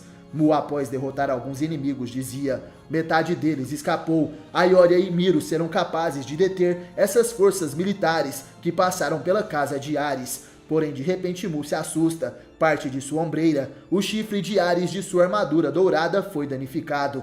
E surpreso, ele dizia: isso é, houve alguém que conseguiu me atingir enquanto a extinção estelar estava atuando. Tenha cuidado, Aioria. Há um temível homem misturado às tropas invasoras. Nesse momento, somos levados até a Casa de Leão. Aioria acaba de se deparar com os inimigos enviados dos céus. Ele então dispara seu ataque, o relâmpago de plasma, e consegue destruir os invasores. Porém, após esse combate, Aioria de Leão também pressente algo. Ele dizia: Parece que houve um homem que desviou de meus punhos na velocidade da luz e está indo em direção da próxima casa do Zodíaco. Conto com você agora, Miro. Somos então levados até onde Miro de Escorpião estaria. Ele retira sua capa e à sua frente estava um novo inimigo. Esse era um dos 3 cavaleiros de Ganimedes, o imperador de Zeus, general dos 47 guerreiros, e Liches, o enviado de Espaltos, o 11º discípulo. Enquanto retirava sua capa, o Cavaleiro de Ouro dizia: "Estou grato que tenha havido pelo menos uma pessoa capaz de alcançar a casa de Escorpião. Com Mu e os outros lutando nas linhas de frente, meu braço estava ficando paralisado de tanto esperar protegendo as últimas casas, onde os inimigos raramente conseguem chegar." Nesse momento, o imperador à sua frente começa a rir. Essa vontade rapidinho vai virar arrependimento, porque pelo fato de você estar protegendo as casas mais acima, você terá que lutar comigo mano a mano, o general dos 47 guerreiros dos céus, um dos 3 cavaleiros de Ganimedes e Liches.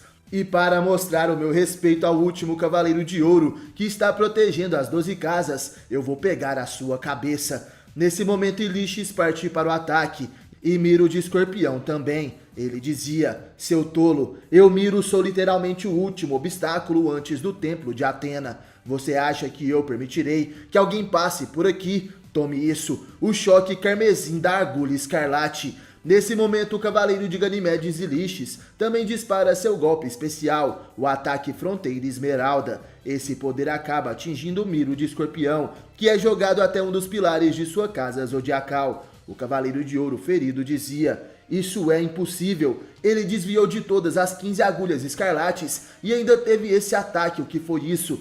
E Liches, que via Miro caído, dizia: "Ah, então assim como os 2 outros de antes, será que os tão orgulhosos punhos da velocidade da luz dos Cavaleiros de Ouro são tão fracos assim? Mas infelizmente, nós imperadores usamos uma velocidade superior à da luz. Em outras palavras, utilizamos a velocidade de Deus, seu." Porém, antes que pudesse concluir as suas palavras, o guerreiro de Zeus se assusta. Ele sente uma dor e a ombreira de sua dresa é destruída. E Liches se perguntava o que seria isso.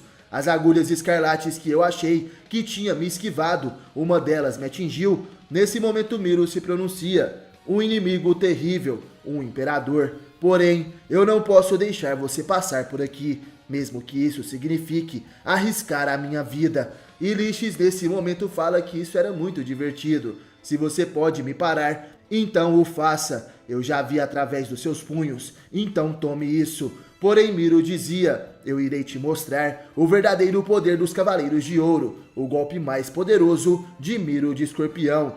Nesse momento, os 2 guerreiros atacam utilizando seus golpes mais poderosos, as agulhas escarlates do Cavaleiro de Atena e a Fronteira Esmeralda do Cavaleiro de Zeus. Após o confronto daquelas 2 técnicas, Miro de Escorpião cai no chão e Liches continua de pé. Porém, de repente, o peito de sua dres explode. O sangue do imperador do exército de Zeus começa a escorrer e ele se perguntava: "Mas o que é isso? As agulhas carmesim se tornaram uma lança escarlate?" Na primeira investida, ele viu através do ponto fraco da minha dres. Ele atingiu este ponto com uma das 15 agulhas, nos extremos da velocidade da luz. "Você realmente me mostrou o poder dos Cavaleiros de Ouro, Miro." Nesse momento, o imperador Liches, conhecido como um dos 3 cavaleiros de Ganimedes, sendo servo do 11º discípulo, Espaltos de Maltes, cai no chão derrotado.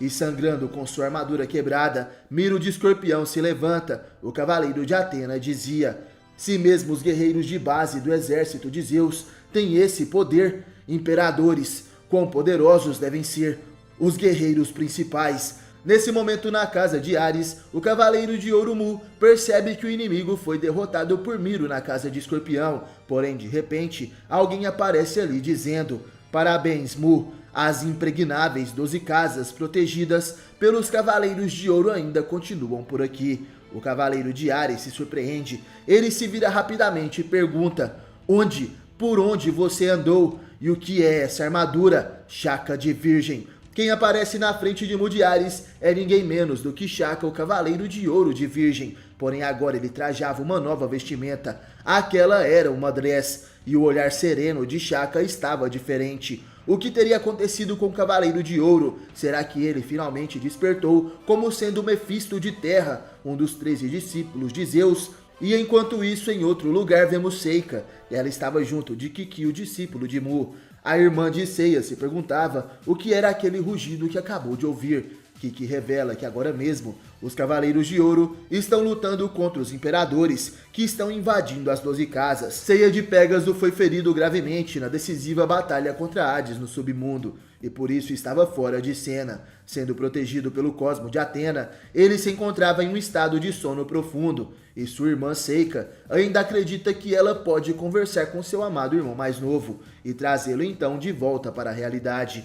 Ela tem rezado em frente ao templo de Atena dia e noite, e por isso estava ali junto de Kiki. Eles procuravam os aposentos de Seiya de Pégaso, que estava em coma. Porém, ao chegarem lá, Kiki se surpreende. O Cavaleiro de Pégaso havia desaparecido. Ele deveria estar dormindo no templo de Atena, porém seu corpo desapareceu. Tanto Kiki quanto Seika estavam surpresos. Mas como bem sabemos, Seiya foi acordado pelo cosmo do deus Abel, que se sacrificou perante Atena. Porém agora, a pergunta é, qual seria o seu paradeiro? Aonde está Seiya de Pégaso? Somos levados até Judeco, o núcleo do submundo. Vemos Pandora, que de alguma forma continuava viva. Ela tocava sua harpa e dizia, ninguém além dos mortos tem algum negócio aqui no submundo. Então quem entrou aqui? Nesse momento vemos 3 imperadores de baixa patente que chegam até o local e diziam, hahaha, nós somos enviados do paraíso, os imperadores. Nós estamos aqui para noticiar a você que é reconhecida como a representante de Hades desde que o rei do submundo desapareceu. Pela influência da operação da Era New Gênesis, a terra de onde você veio juntamente com o submundo será em breve completamente destruída. Mas para os habitantes dos Elísios, aqui está uma condição especial. Rapidamente se aliem a nós e vocês estarão aptos a evacuar para o paraíso. Essa é a grande piedade do Lorde Zeus. Pandora nesse momento responde, infelizmente, as pessoas que vivem no submundo são repletas de pecados. Não há ninguém aqui que possa ser absolvido e levado ao paraíso. Além disso, agora que o Lorde do submundo não está aqui, nós já sabemos que os deuses do paraíso planejam nos governar por debaixo dos panos. Nesse momento, os imperadores perguntam, você rejeita a piedade de Zeus e decide ficar com o destino de destruição do submundo? Que seja, sem dúvida, essa resposta irá despertar a ira dos deuses. Nesse momento, quem aparece atrás dos inimigos é ninguém menos do que Radamantes de Wyvern. O juiz do inferno sobreviveu à batalha contra um dos 13 discípulos de Zeus, o deus das árvores de seda, Halion de Júpiter. Radamantes dizia, ei, vocês não precisam retornar ao paraíso com essa resposta. Suas mortes são mensagens melhores destinadas a Zeus. Os guerreiros do céu se viram rapidamente dizendo, mas o que, seu insolente? Faça com que os espectros saibam o seu lugar. Porém, antes que pudessem atacar, Radamantes chama eles de tolos e com apenas um golpe, destrói aqueles 3 imperadores de Zeus. Ele fica de joelhos perante Pandora e diz, Senhora Pandora, eu fui derrotado alguns dias atrás, mas por favor ordene que eu vá para a terra e que me empenhe desta vez. Pandora rapidamente o interrompe, não há necessidade disso. Já existe um agente especial que foi enviado para a Terra. Assim como as pessoas da Terra não podem exibir seu poder total aqui no submundo sem a proteção de Hades, vocês também não terão poder completo na Terra. Mas esse homem é diferente, porque esse homem nasceu como um dos que protegiam a Terra com Atena. Nesse momento Radamantes fica surpreso. Então você quer dizer que, será que pode ser mesmo aquele homem? Somos levados até uma montanha proibida do santuário. Vemos os imperadores a serviço de Espaltos de Maltes, um dos 13 discípulos de Zeus. À sua frente estavam as Amazonas juntas de Jabu de Unicórnio e os Cavaleiros de Bronze que foram derrotados. Os guerreiros dos céus diziam, haha, nós não podemos brincar com esses peões para sempre. Agora mate-os aqui mesmo. Morram agora. Os guerreiros de Zeus partem para o ataque, porém de repente vários meteoros os atingem. Aquele ataque derrota rapidamente os guerreiros dos céus, que caem no chão sem saber quem os atingiu. Como um relâmpago, um cavaleiro de bronze que carrega o brilho da justiça foi o responsável por este golpe. Marin e China se perguntavam, mas será? Não pode ser, esse poder é... E Jabu junto dos outros cavaleiros ficam surpresos. Você é Seiya de Pégaso. Finalmente o cavaleiro de Pégaso retorna à batalha, esse é Seiya. Vemos mais imperadores que estavam assustados e diziam, mas o que? Somente um cavaleiro de bronze? Isso é um absurdo. Qual o problema em ter somente mais um reforço? De repente todos aqueles inimigos começam a ser congelados. Aquele ali presente é Yoga de Cisne, que ataca com seu pó de diamante. Jabu e Ichi diziam, Yoga, nós esperávamos por você. O cavaleiro de Cisne se aproxima do Pégaso e dizia, Seiya, me desculpe, eu estou atrasado. Nesse momento vemos os dois cavaleiros de Ganimedes restantes. Athoras perguntava para Velâmios, quem seriam esses? E Velâmios responde, eu ouvi que eles são cavaleiros de bronze, mas que de tempos em tempos eles exibem um cosmo maior do que os cavaleiros de ouro, os heróis que repudiaram o rei dos mares e o lorde do submundo. Athoras diz que seria interessante, já me cansei desses pequenos filhotes, então deixe que eu, Athoras, transpasse você. De repente o cavaleiro de Ganimedes ataca Yoga, porém o cisne, sem pensar duas vezes, eleva o seu cosmo e dispara o turbilhão de gelo, atingindo Athoras, que dizia, para você, seu zero absoluto seria invencível, não é? Enquanto para mim é apenas uma brisa matutina.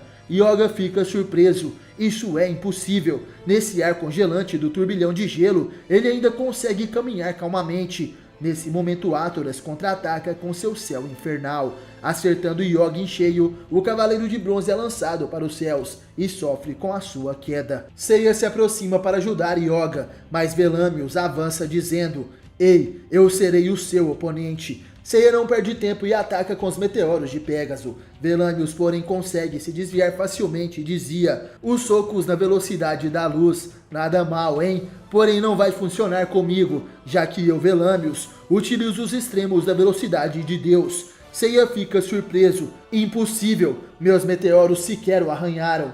E de repente Velâmios aparece atrás do Pégaso. Tire as conclusões do que é um verdadeiro meteoro. Nesse momento o inimigo ataca com a sua chuva de estrelas cadentes, acertando Seiya diretamente e danificando a armadura de Pégaso. Todos os guerreiros ali presentes ficam surpresos ao verem aquilo, e Velâmios dizia, haha, mesmo para os extremos da velocidade da luz, é somente isso, agora que sirva de sacrifício para o início da nova era Gênesis. Tome isso, o guerreiro de Ganimedes parte para o ataque, porém de repente, o som de um instrumento interrompe o seu golpe. Surpresos, os imperadores ouviam o som de uma flauta ecoando pelo local. Quem estaria fazendo isso? Eles se perguntavam. Seiya e Yoga, nesse momento, reconhecem esse som de flauta. Será que realmente é ele? O general Marina Sorento de Cirene se revela. O guerreiro de Poseidon então se pronuncia. Não são só vocês, cavaleiros de Atena, que andam arriscando a vida pela nossa mãe terra. De repente os guerreiros imperadores começam a agonizar com o som da flauta do Marina. Eles diziam, o quê? O que são esses sons? Alguém pare essa flauta, sinto como se fôssemos desmaiar. Velâmios, porém, estava intacto e dizia, Sorento de Cirene, eu ouvi que é o último sobrevivente dos 7 mais poderosos generais marinas de Poseidon.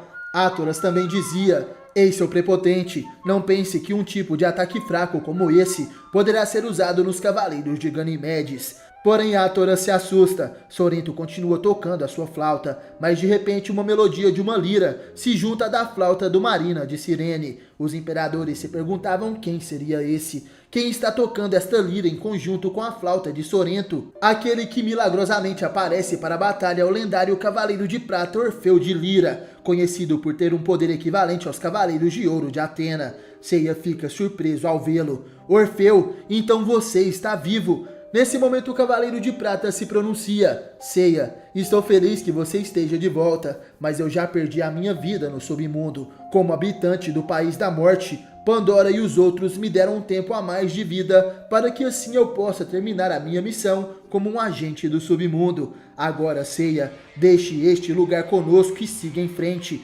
Agora é hora do poder humano se unir e proteger a Terra.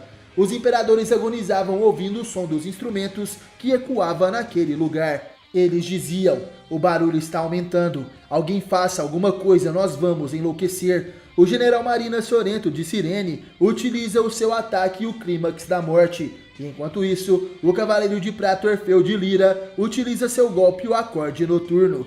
E em agonia os inimigos diziam: os sons da flauta e da lira estão ecoando em conjunto. Parem vocês dois, se isso continuar, os ecos vão chegar ao limite e os cosmos dentro de vocês vão causar uma explosão. Nesse momento o guerreiro de Ganimedes, Átoras, entra em desespero e dizia: seus insolentes, essa música se tornará seu próprio requiem. Tome isso, o céu infernal. Porém Velâmios tenta impedi-lo. Não, pare, Átoras, não chegue tão perto desses dois. Nesse momento uma grande explosão se faz com a elevação daqueles poderes. E nesse momento Sorrento de Cirene e Orfeu de Lira se despedem. Adeus, cavaleiros de Atena, contamos agora com vocês. Shaka encara Mu de Ares. O antigo cavaleiro de Virgem dizia: Shaka, eu já abandonei este nome. Agora eu não sou mais o seu amigo, o cavaleiro de ouro Shaka de Virgem. Agora eu sou um dos 13 discípulos imperadores, o deus da glória, Mefisto de Terra. Eu estava preparado para proteger a Terra contra a invasão das tropas de Zeus. Mais uma vez que não podemos evitar esta batalha, eu fui procurar uma audiência com Zeus. Lá que recebi uma pequena amostra do seu grande pensamento e percebi o quão tolo eu era. Sim, sua criação é a única maneira de sermos guiados. Há uma utopia para nossa própria salvação. Ir contra isso é blasfêmia. Mu de Ares fica surpreso. Impossível, eu sei de seu destino, mas um homem como você se deixar convencer por Zeus, trair a Atena e se aliar ao paraíso, ou assim como Saga e os outros, suas ações estão escondendo algo em seu coração. Nesse momento, Mefisto revela que agora sua missão é persuadir Atena a concordar com as intenções de Zeus e dissuadi-la em relação às atitudes traíras para com o paraíso. Se eu não puder fazer isso, como prova da minha lealdade a Zeus, eu vou derrotar Atena com as minhas próprias mãos. Agora saia do meu caminho, Mu. Nesse momento, o deus da glória, Terra, Mefisto, ataca com sua habilidade o olho da miragem. Mu de Ares tenta se defender com sua muralha de cristal, porém tudo isso era em vão. Ele acaba sendo atingido pelo poder de Mefisto. Mu fica ferido, sua armadura de ouro se trinca, e caído no chão ele dizia: impossível, a muralha de cristal é inútil. Essa sua habilidade e esse poder, seria essa a prova de que Shaka despertou completamente como um imperador? Nesse momento, o antigo cavaleiro de ouro responde: eu já lhe disse, esse homem aqui abandonou seu nome, suas habilidades e até mesmo sua missão como cavaleiro. Eu acordei para a verdade, um discípulo do paraíso. Eu sou o deus da glória, Terra, Mefisto. Mefisto deixa Mu de Ares para trás e segue em frente, chegando até a casa de Leão. Ele fica diante de Aioria, o cavaleiro de ouro de Leão, que dizia: eu não quis reconhecer este estranho cosmo que eu senti agora. Shaka, eu não sou como Mu. Eu não tenho nenhum interesse em nada que vem de você. Eu senti que você não é o Shaka que conhecemos. Exibindo essa sanguinolência, se você quer penetrar as 12 casas com tamanha hostilidade maligna, eu não vou dar a você nenhuma clemência, considerando sua traição para com Atena e para com o resto de nós. Já não há mais necessidade de fazer, mas sim de começarmos a lutar. Você concorda com isso? Nesse momento Mefisto responde: para todos vocês, nós imperadores devemos ser seus inimigos jurados. Não há necessidade de recuar. Não pense em mim como seu amigo. Me desafie com seu soco fatal, com seu poder total, Aioria.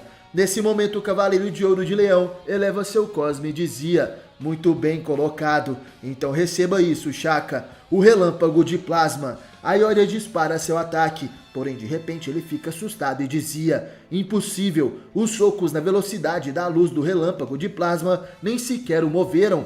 Ele viu através de todos os meus socos e evitou a todos por uma velocidade acima da luz. Shaka, ou melhor Mefisto, se permanecia imóvel, porém nenhum dos golpes de Aioria o acerta. O enviado de Zeus dizia: entre os imperadores, os movimentos do mais fraco dos 13 discípulos pode ir além da velocidade da luz. Em outras palavras, é a velocidade do pensamento, a velocidade que pode rivalizar com a velocidade de Deus. Seus socos, a velocidade da luz, não podem corresponder. Veja, essa é a essência dos imperadores, a velocidade de ataque de Deus. Nesse momento, Mefisto utiliza o seu poder, o mistério brilhante. O discípulo de Zeus concentra um intenso cosmo em suas mãos, atacando na velocidade de Deus o corpo de Aiória, que tem sua armadura de ouro destruída. O cavaleiro de Atena, ferido, dizia: eu já troquei socos contra Chaco uma vez. Naqueles tempos, nós iniciamos uma guerra de 1000 dias. Nossos poderes se equiparavam, mas agora, porque ele possui esse nível de poder, Mefisto então diz para o Cavaleiro de Leão: agora você sabe a diferença de poder entre os cavaleiros e os imperadores. Aqueles que despertaram o 9º sentido, exibindo o verdadeiro poder. Enfrentar-me pensando que estou no mesmo nível que você é o mesmo que suicídio. Nesse momento, Mefisto deixa Aiória para trás e segue subindo as 12 casas. Ele dizia em pensamentos: eu pude aumentar todas as minhas habilidades para esse nível, e tudo por causa do Lorde Zeus. O mais rapidamente possível, eu tenho que corrigir a vontade da deusa Atena e fazê-la despertar seu verdadeiro ponto de vista. Nesse momento, Terra Mefisto chega até a casa de Escorpião. Ele fica frente a frente com Miro, o cavaleiro de ouro que guarda aquele lugar. Mefisto dizia, cheio de feridas após a batalha contra Ilíxis: você não pode vencer, por termos sido uma vez os cavaleiros de ouro juntos. Se você ceder de bom grado, eu vou passar por você. Vendo aquilo, Miro dizia: isso é completamente absurdo, Shaka. O fato de que você abandonou a sua armadura e vestiu uma dress é a prova máxima da sua traição. Além disso, você foi hostil com Mu e Aiória. Mesmo estando profundamente ferido, você acha que eu, Miro de Escorpião, perderei para um traidor como você? Se você quiser ver Atena, terá que passar pelo meu cadáver primeiro. Mefisto diz que então estava bem e parte para o ataque. Seu tolo, desapareça com a sua lealdade a Atena, Miro. O Cavaleiro de Ouro de Escorpião também se prepara. Que tipo de golpes um traidor de Zeus terá? Pense em meu único golpe, como o martelo da justiça de Atena. Miro ataca com a agulha escarlate e Mefisto dispara o seu olho da miragem. Vemos Seiya e Yoga chorando após presenciarem o sacrifício do Cavaleiro de Prata Orfeu de Lira e do General Marina Sorento de Cirene. Enquanto isso, Velâmios, um dos 3 guerreiros de Ganimedes, estava surpreso. Ele se perguntava: o que aconteceu? Nós, os 47 guerreiros, quase todos, fomos destruídos pela explosão do Sorento e Orfeu. Eu não posso acreditar. China de Cobra fala para não deixarem que o sacrifício dos dois tenha sido em vão e começa a atacar os imperadores restantes. Marin de Águia também faz o mesmo. Os imperadores que sobraram estão com danos consideráveis. E os Cavaleiros de Bronze, It de Hidra, Nat de Lobo e Gek de Urso também partem para o ataque. Nesse momento, Velames parte para o ataque. Não se deixem abater dessa forma. Se chegou a esse ponto, eu, Velâmios, derrotarei cada um de vocês sem deixar ninguém de pé. Porém, de repente, o Cavaleiro de Ganimedes é surpreendido. Atrás dele, quem aparece é Seiya de Pégaso, que dispara o seu cometa de Pégaso. Velames, porém, dizia: seu tolo, eu já vi todos os seus golpes. Mesmo se você intensificar todos em um único soco, continuará a mesma coisa. Não importa o que faça, continua sendo golpes na velocidade da luz. Não irá funcionar comigo. Porém, de repente, Velame se surpreende. Ele se perguntava o que seria isso. Uma infinita chuva de meteoros estava sendo disparada ao redor do cometa. Os meteoros e o cometa de Pégaso estão atacando ao mesmo tempo. Impossível. Os golpes na velocidade da luz não podem possuir esse nível de poder. Será que os golpes de Pégasus me superaram e evoluíram ao nível da velocidade dos deuses? Nesse momento, Velames acaba sendo acertado em cheio. Sua dress é completamente destruída por Seiya. O impossível aconteceu e o último dos 3 guerreiros de Ganimedes é derrotado. Nesse momento, vemos um dos 13 discípulos de Zeus, Espaltos de Maltes, que liderou os 47 guerreiros derrotados até o santuário de Atena. Ele se vê vagando em um vasto universo e se perguntava como isso seria possível. Onde eu estou? Eu certamente estava lutando nas linhas de frente do santuário. Então por que eu estou nesta dimensão estranha? De repente uma voz chama a atenção de Espaltos. Esse lugar é o abismo entre dimensão e espaço. Você não notou que eu lancei o meu triângulo de ouro ao mesmo tempo que o seu poder? Nesse momento, Espalto se vira e fica surpreso. Não pode ser. Você é. Quem estava ali atrás do discípulo de Zeus era Cânon de Gêmeos. O cavaleiro estava ferido e não trajava mais a armadura de ouro. Espaltos não consegue acreditar. Você deveria estar enterrado em uma dimensão distante, como você está aqui. Cânon então revela que se a alma de seu irmão gêmeo mais velho Saga, habitando a armadura de Gêmeos, não tivesse o salvado no momento exato, ele definitivamente estaria enterrado no cemitério das dimensões. Espaltos fica surpreso.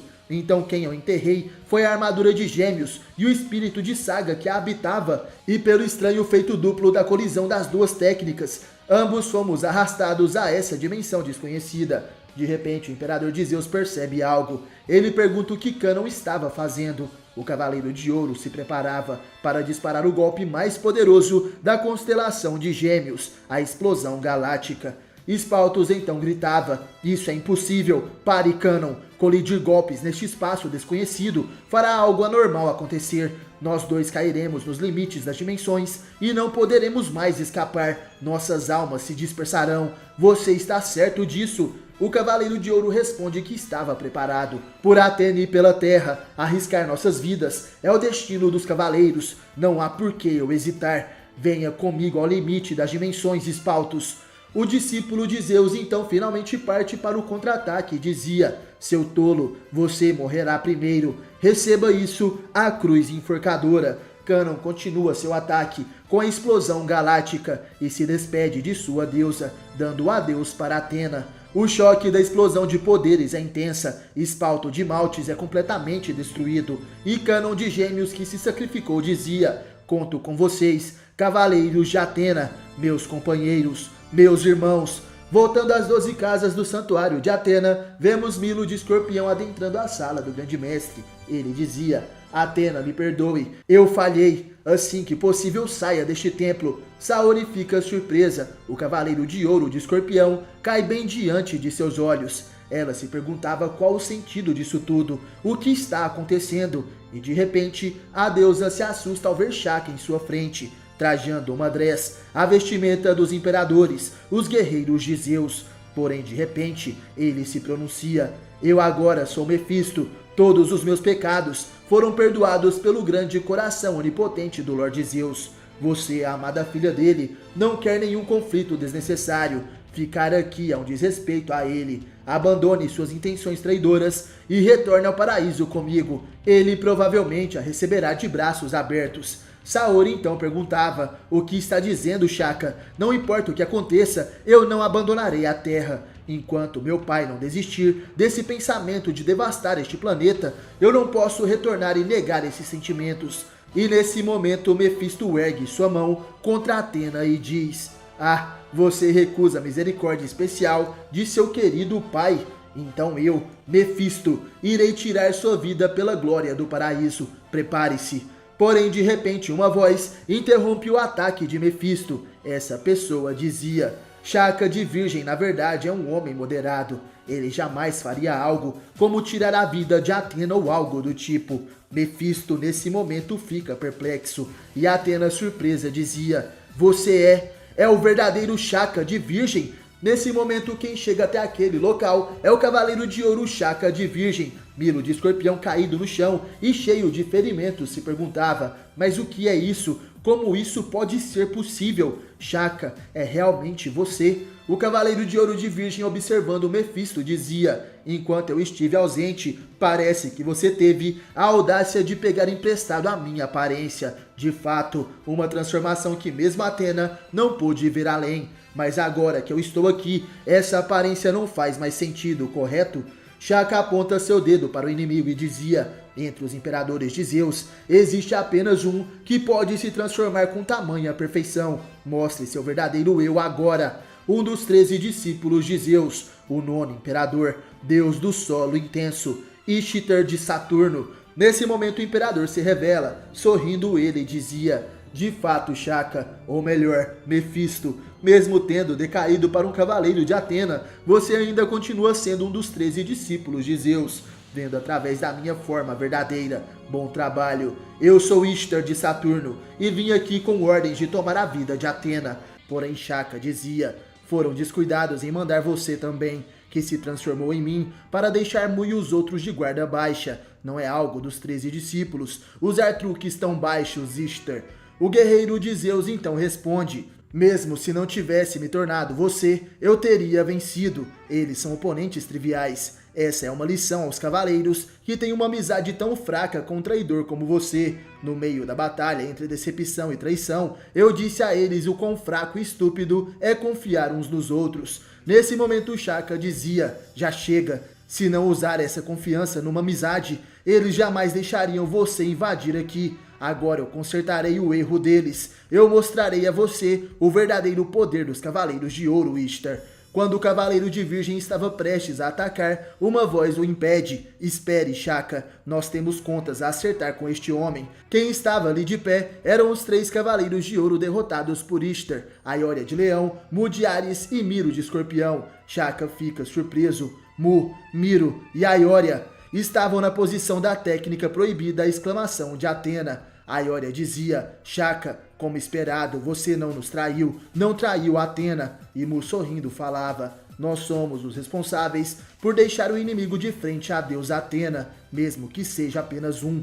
E Miro completa: nós encerraremos essa batalha aqui por nossas próprias mãos. Abaixe seus punhos. Shaka grita dizendo para os 3 pararem com aquilo. Não façam isso. Se usarem esse ataque com esses corpos feridos, vocês se destruirão. E Ishtar parte para o ataque dizendo: como vocês são duros de matar, muito bem, como desejarem.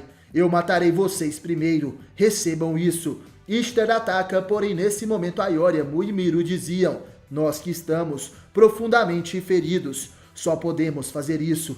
Atena, por favor, nos perdoe por usar esta técnica proibida na sua frente. Esse é nosso último ataque.